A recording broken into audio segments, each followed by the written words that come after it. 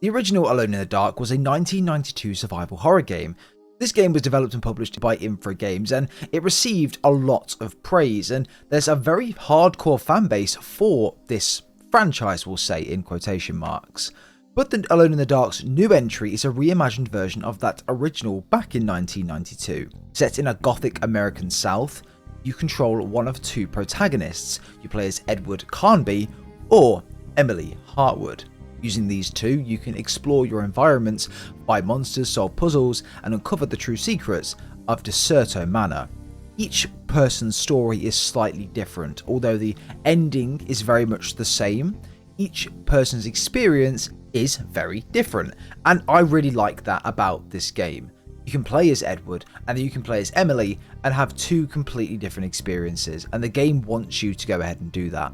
In this video, we're going to be walking you through the storyline of Alone in the Dark, so that you can decide if you actually want to go ahead and buy this game for yourself, or just watch this video and live through the story that way. Either way, let me know your thoughts and opinions down below in the comments. Have you played Alone in the Dark? Have you played the original Alone in the Dark in 1992? And what do you think of the game? Think it's worth the $50 price tag? Well, of course, let me know down below. But without further ado, everyone, let's dive straight in to the story.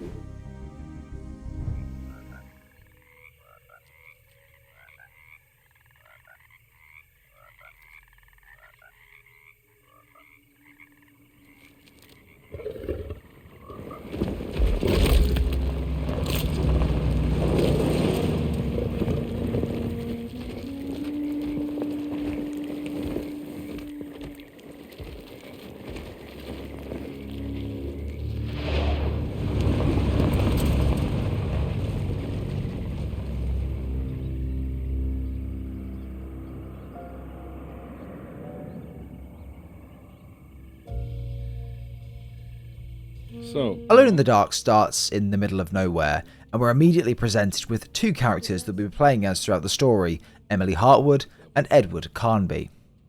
Edward Carnby was a detective, and Emily hired him in order to try and find her missing uncle, Jeremy Hartwood.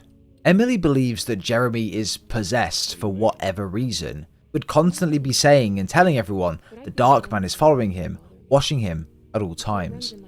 However, both believe that this is nonsense, that it's not true. This type of thing runs in Emily's family, deteriorating melancholy. Practically every member of the Hartwood family is driven mad before they grow old. However, Jeremy is missing, but he didn't kill himself. He decided to put all of his last chips on someone named Dr. Gray, who specialises in the psychoanalysis at a facility called Derceto, figuring he might stumble upon a cure after hearing his story. But in the process, Jeremy went missing. There was a letter from Jeremy that was sent to Emily, basically telling her that all the members and the staff and the patients of this psychiatric facility were all a part of some cult. They were also out to try and get him. Is it all just in Jeremy's head? Well, we'll have to wait and see. We have the option to play as both characters here, but for this playthrough in particular, we went and played as Edward, as he has, in my opinion, the more interesting story. There was no way through the front door, it was locked and there was no answer, so Edward walked around the back, and that's where chapter 1 begins.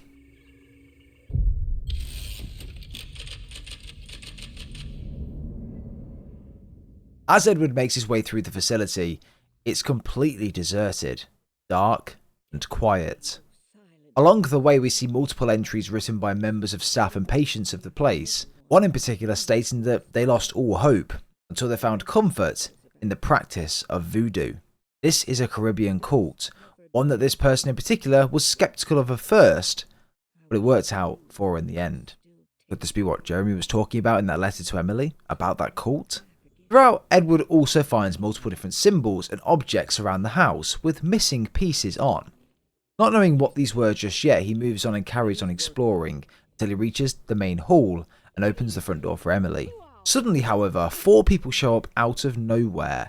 A housekeeper, a little girl, a woman in a green dress, and a man in a suit. They knew why Emily and Edward were here, to find Jeremy, but they told them that he wasn't available right now, that he was lost. However, Edward seemed to have recognised the little girl.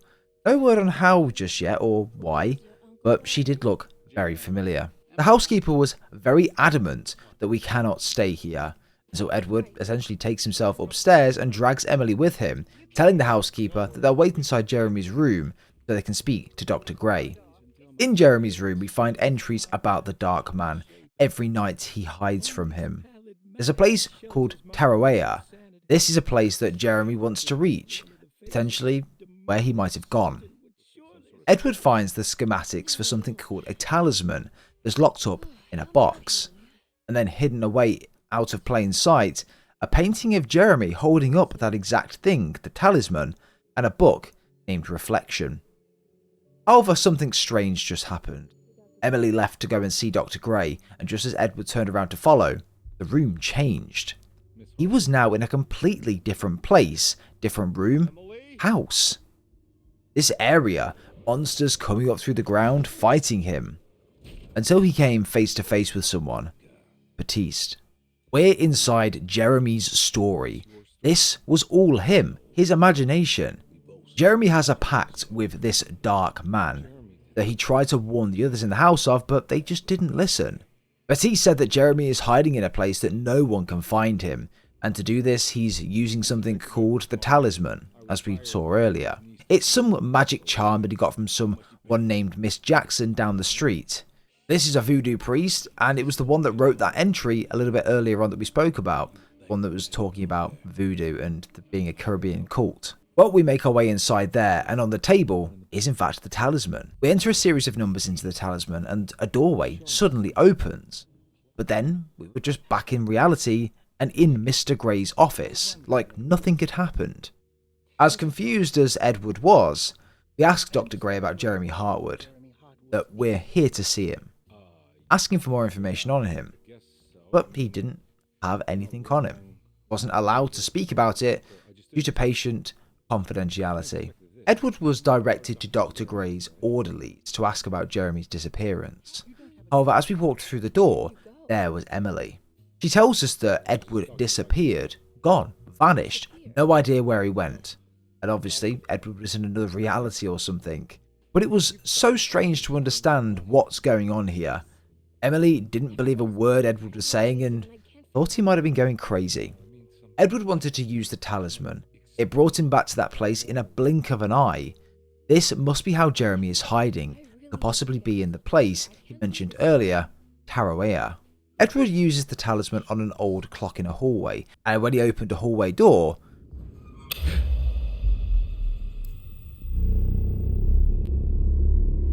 well, wasn't in the house anymore. He entered another one of Jeremy's memories. Then Edward came face to face with this.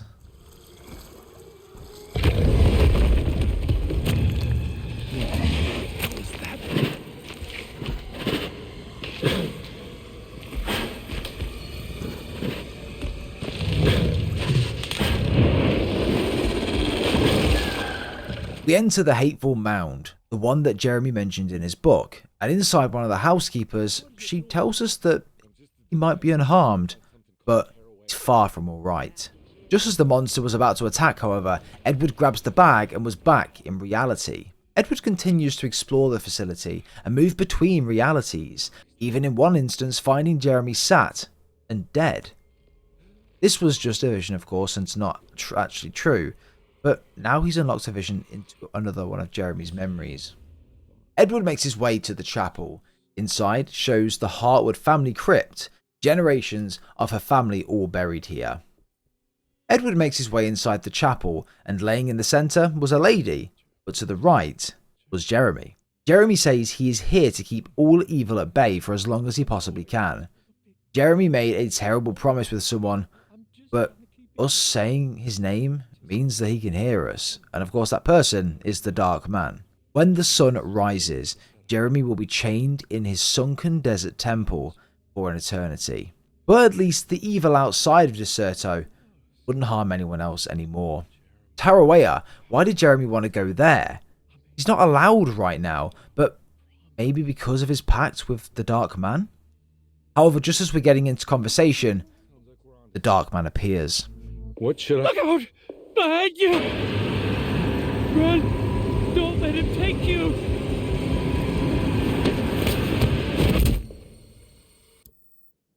Ugh.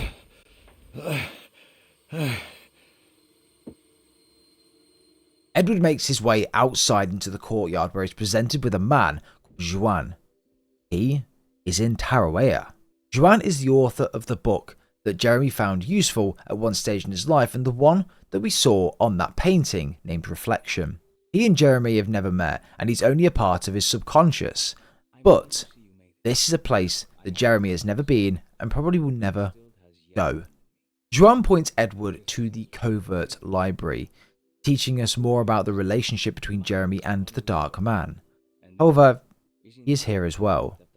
The Dark Man has been working through his way through all of the text in this library for as long as he possibly can remember, so Edward must be careful. However, when Edward gets there, well, was warned, and is greeted with the Dark Man.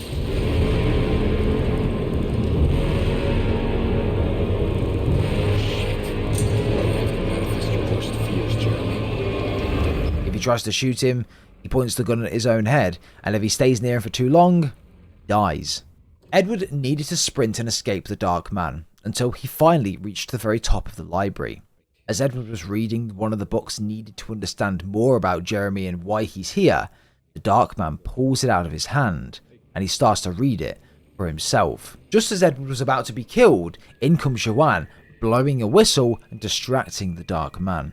Next steps, however, in this book mentioned a shipping company that was linked to Jeremy, although suddenly it's back, and there was Ruth sitting at the bar. This shipping company made big money during the war, and we need to know why this is in Jeremy's story. But according to the book in Teroa, the Dark Man is connected to a performance that Jeremy went somewhere in New Orleans. So that's what we're here to find out. With Jeremy sat at the show where it all started, he got scared by a stage magician, and now it's mocking him inside his head. There is a way to break out of this deal, however. The Dark Man offered him a way out. This method, however, is hidden in the sunken desert temple of the Dark Man. So, of course, Edward uses the talisman, and there it is. Inside, Edward finds what was hidden, an ancient dagger and an inscription. This was the contract. Suddenly, however, Edward was back in reality, with Emily questioning what the hell he was doing. Edward thinks he knows how to break the contract with the Dark Man, but of course this means nothing to Emily. She thinks he's crazy. However, she found some more information on the patients. 2 of the patients are dead, and even the clerk. Yet they're all still here. We read through the Dark Man's contract. Only the sacrificial dagger may release despair from Jacob's eye. Who is Jacob? No idea right now. But anyway, we need to stab this dagger into Jacob's eye, essentially, to relieve him of this contractual agreement.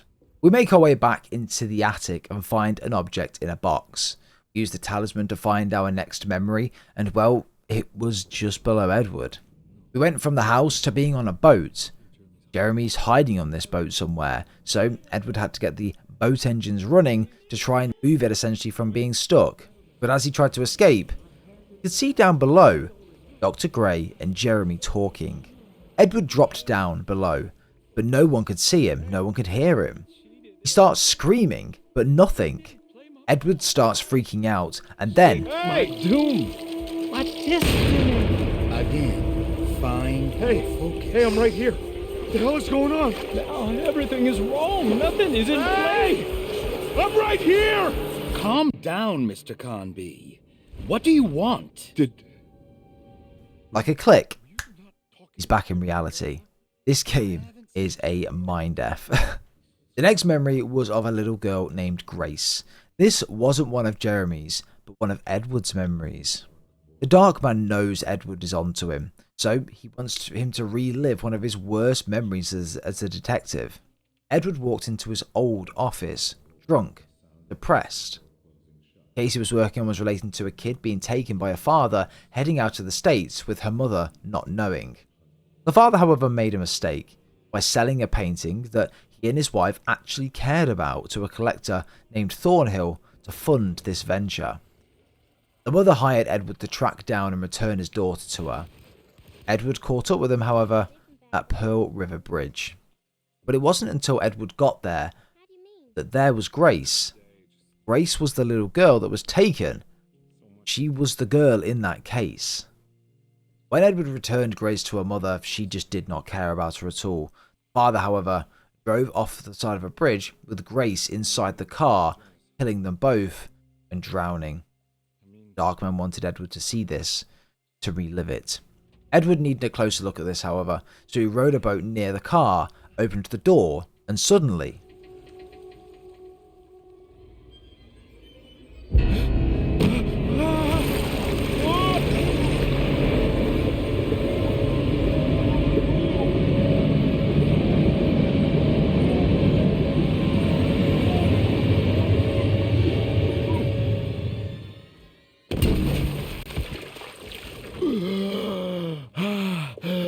He woke up a short time later to Emily. He was drowning in a bathtub until it was knocked over. Emily, however, has been digging. She knows that Gray is hiding something, so we finally walk into Gray's office and have a look around for ourselves. We find a hidden room behind a bookshelf, and as we walk in, the phone starts to ring. Jeremy is on the other side. He is with the Dark Man, and Edward has one more thing to do. Edward uses the talisman on a clock, and here it shows the wardrobe in the next room. Emily can't see this doorway, and Edward is stressing to say that it's right here. Can you not see this? Only Edward could see this doorway, and she of course thinks he's crazy, but he just walks straight in. This place, however, was unlike the rest. We're faced with someone named Jacob van Ostade. Take care of him and make our way to the top of the altar. Jacob, however, morphed into this thing. Take him out and continuously stab him with a dagger as written in the contract. But finally, we win. Edward is pulled down into the abyss by Jacob, when suddenly he turns into Jeremy in the real world. Dagger in the eye, and just as the contract said. But then the Dark Man came out of nowhere, and Edward lost it. Edward was sedated. Back in reality, what he was seeing was not actually what was happening. Doctor! Baptiste! Quick! Jesus. What are you thinking, compare?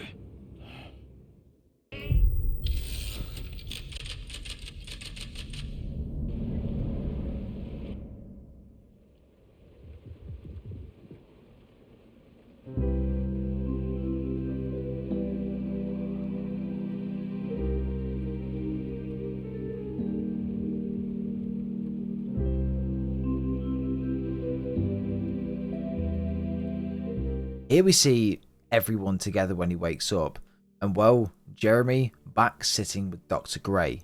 Jeremy, however, was in a weird place. When Edward stabbed him in the eye, he managed to lobotomize him.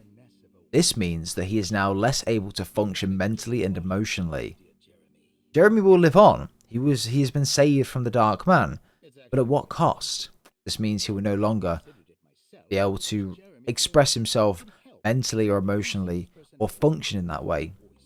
He now needs full-time care. However, we're not done just yet. The doctor, the staff and the patients all performed a ritual. There and then, with Grace being the sacrifice. Edward is having none of it, but is being held back by Baptiste. Emily, however, comes out of nowhere and shoots Baptiste in the back of the leg. Edward then saves Grace, with Emily helping get Edward free. The tree starts to come alive, turning into some form of monster and killing every member of the group. This was called the Black Goat Monster, and was obviously the thing that they were worshipping and where they would give the sacrifices to. Edward chases after the Black Goat Monster and of course eventually takes it out, meeting up with Grace, Jeremy and Emily outside the house.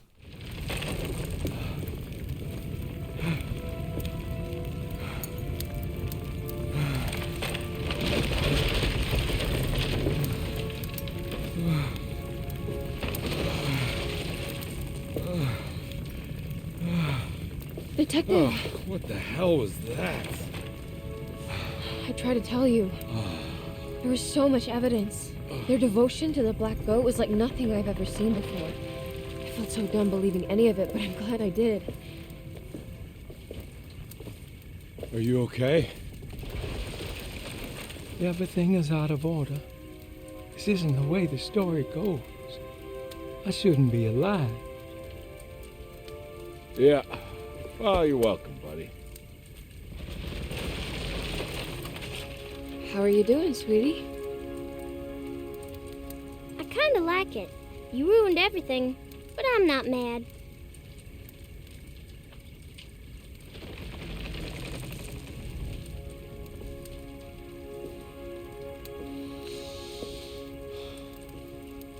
All right, you ready to head back to New Orleans? Come on, Jeremy. We're leaving. Can I come? I thought you said you didn't need saving. Don't leave her. She's important. Of course we're taking her with us.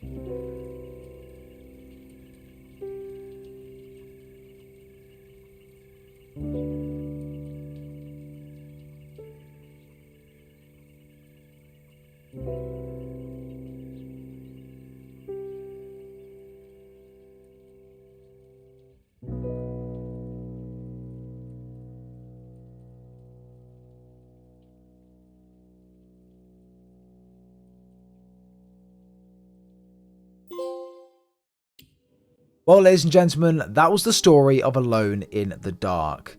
It's a game that I thought was okay, but I'm going to have a separate review out on this one soon because there's a lot I want to talk about with this game that I thought they did okay with, but a lot that was missing from this game. I don't think this is a AAA title at all. This is a AA title. It shouldn't be a AAA. There's so much that's missing from this game. It was good. It took me about maybe 6 hours to complete. But yeah, it was okay. But let me know your thoughts and opinions down below on what you think as well. But I hope you have enjoyed today's video, everyone. Leave a like if you have. It'd be very much appreciated. Subscribe if you guys are brand new to the channel as well for more story explained videos. And without further ado, everyone, we'll see you guys next time.